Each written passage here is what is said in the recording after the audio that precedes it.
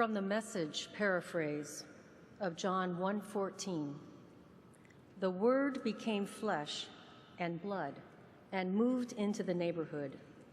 We saw the glory with our own eyes, the one-of-a-kind glory, like Father, like Son, generous inside and out, true from start to finish. The Word became flesh and blood and moved into the neighborhood." We are more used to hearing John 1:14 this way: "The Word became flesh and dwelt among us." When we hear it from the Message, the idea becomes fresh, even startling. It becomes concrete. What does it mean for Jesus to move into the neighborhood? The answer to that question takes the church more deeply into our own immediate neighborhoods and also more broadly into a neighborhood that stretches around the world. That sounds like a pretty big assignment, so let's focus our efforts into 5 goals. Join us for a closer look.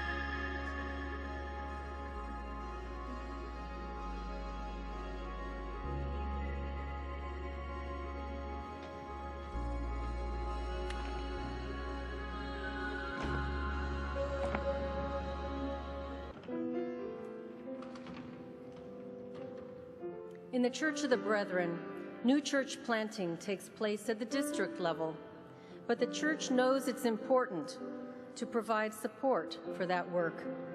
That is, to prepare the soil and nurture the seedlings. The New Church Development Committee has an ambitious goal to support the emergence of 250 new starts by the year 2019, and for at least 1/3 of those to be intercultural and urban. If you were part of the church planting conference just a few weeks ago, you saw evidence of this support and of the intercultural face of new churches in the Church of the Brethren. You also saw that the variety of church planting models being employed is its own kind of diversity. Energy for new church planting is alive in many places, from Florida to Brazil, from Pennsylvania to Haiti. And as the Apostle Paul said, "I planted, Apollos watered, but God gave the growth."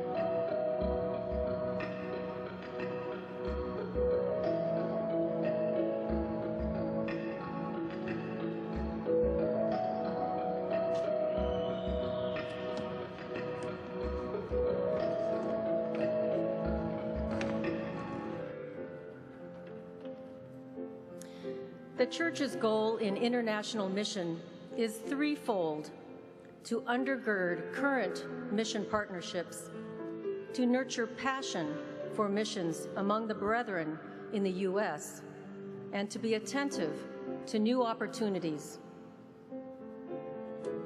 Through these church-wide efforts, it's all of you who are growing the Church of Jesus Christ around the world in partnership with sisters and brothers within the Church of the Brethren and beyond. Partnership is a key word. Wherever we go, we intend to respond to the invitation and leading of those who are there. It is exciting, then, for recent peace workers in Nigeria to be there as staff for Ecclesia Yanoa on Nigeria, the Church of the Brethren in Nigeria. It is exciting to fund workers in Sudan and to see them here at this annual conference. It is exciting to see the Dominican Church of the Brethren growing into maturity and holding its own Asamblea, or annual conference.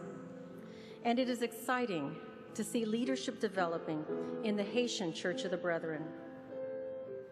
And what does it mean to be attentive to new opportunities? We're finding out as we visit with people in the Democratic Republic of Congo who are calling themselves the Church of the Brethren, or people in Spain who have migrated there from the Church of the Brethren in the Dominican Republic. Each setting is unique, and the challenge is to discern God's leading for us in new places. How do we open ourselves to God's Spirit while also taking care to meet the commitments we've already made to current partnerships? The question is a challenge, but also a blessing.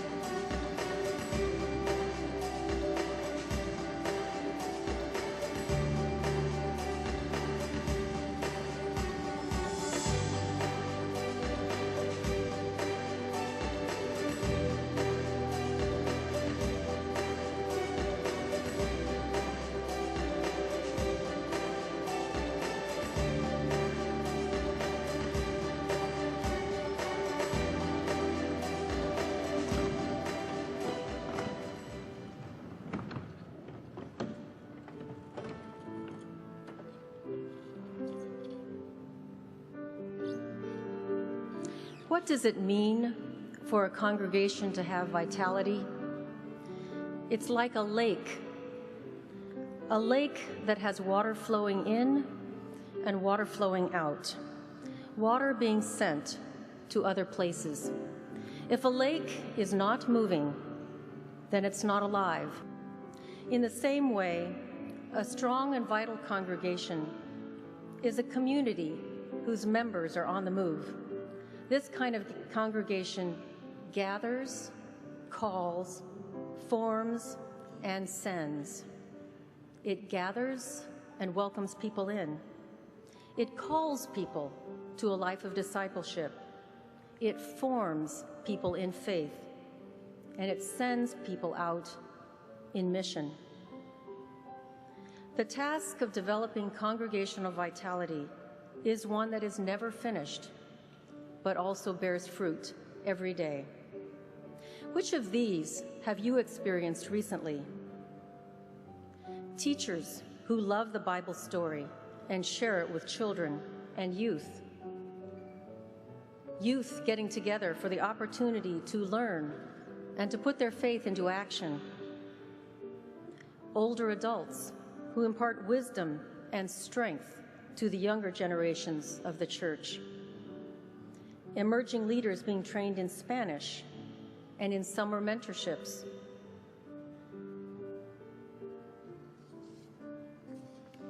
Gathering, calling, forming, sending.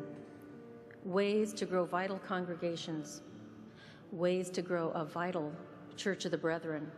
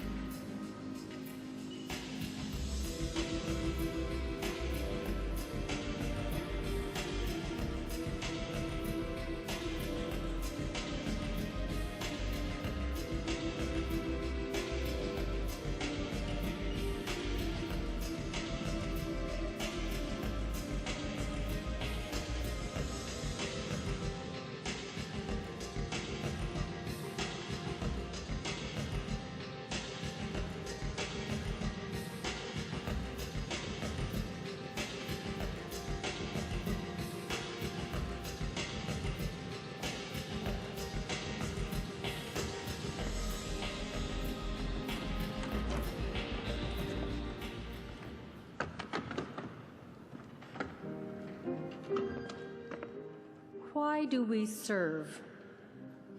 Certainly because the world around us is full of need, but also because we need what serving does to us.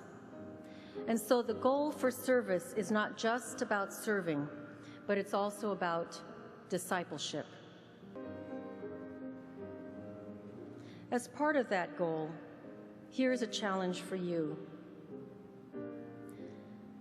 Consider engaging in a week of service each year and a year of service in your lifetime.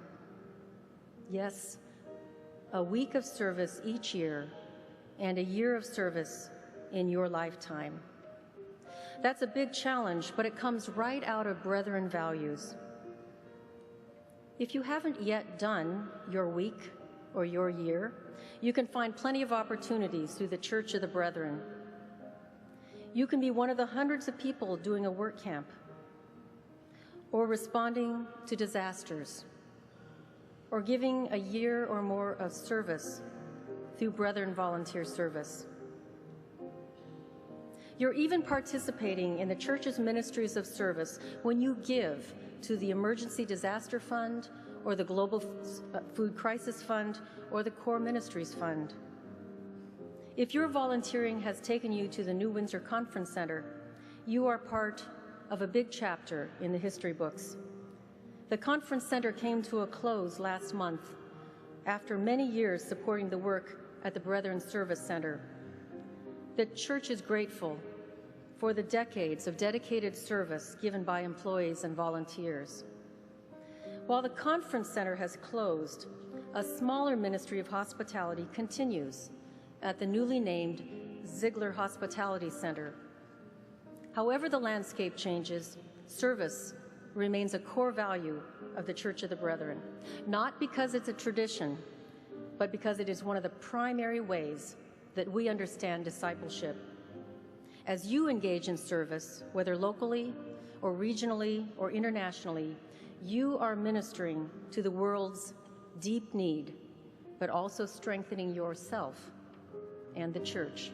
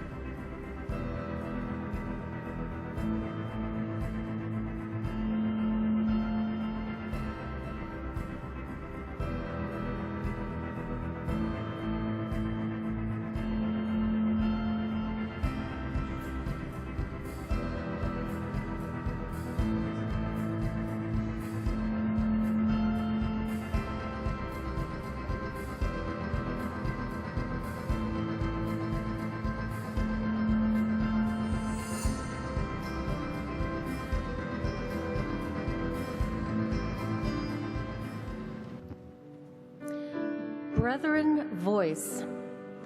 We brethren have typically been more comfortable living out our faith quietly. But don't you sense that the world needs our voice, is even hungry for another way of living? How do we learn how to speak up? First, we find our brethren voice by grounding it in Scripture. We reinvigorate our peace witness. We teach conscientious objection. We develop resources that form faith through a brethren lens. We use a wide range of media. Then we turn our attention beyond ourselves and apply our brethren values to the world around us. We speak to the world with a brethren voice. What does this brethren voice sound like? It sounds like a conversation with other Christians from around the world who listen to each other's stories, worship together, and delve deeply into what it means to promote just peace. It sounds like a team of young people who travel through Church of the Brethren camps, teaching children and youth about peace. It sounds like a brethren man from North Carolina who travels to Israel, Palestine, and shares his story in the pages of Messenger magazine. It sounds like Nate Hostler just a few weeks ago at a prayer service at an Orthodox church in Washington, D.C. When Nate wanted to do something about the horrific violence taking place right now in Syria, he decided that the first step was to develop relationships. So he initiated a joint worship service with the Archbishop of the Syriac Orthodox Church of Antioch. The next week, when Archbishop Karim was in a meeting with Christian churches together, he shared about this service. With a note of surprise in his voice, he said it was planned by his church and the Church of the Brethren. He told the group, "They sang a beautiful song that I wish I knew." The Archbishop didn't know the song, but many of us do. The song was the beloved Brethren hymn, "Move in Our Midst," by Ken Morse. Do you think Ken Morse could have imagined that someday his hymn would be a message to a grief-stricken church from Syria? We never know when and where our brethren voice will be heard. Fill yourself with the Spirit. and then let your voice be heard. Church planting.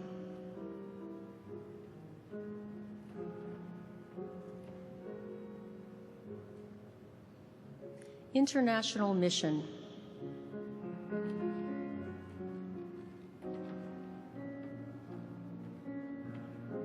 Congregational vitality.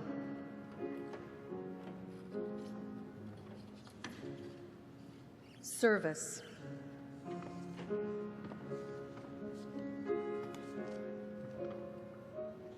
Brethren voice.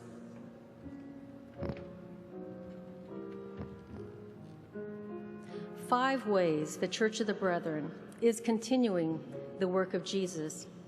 5 ways all of us in the Church of the Brethren are seeing Jesus at home in our neighborhood. Your ministries for the sake of the gospel of Jesus Christ.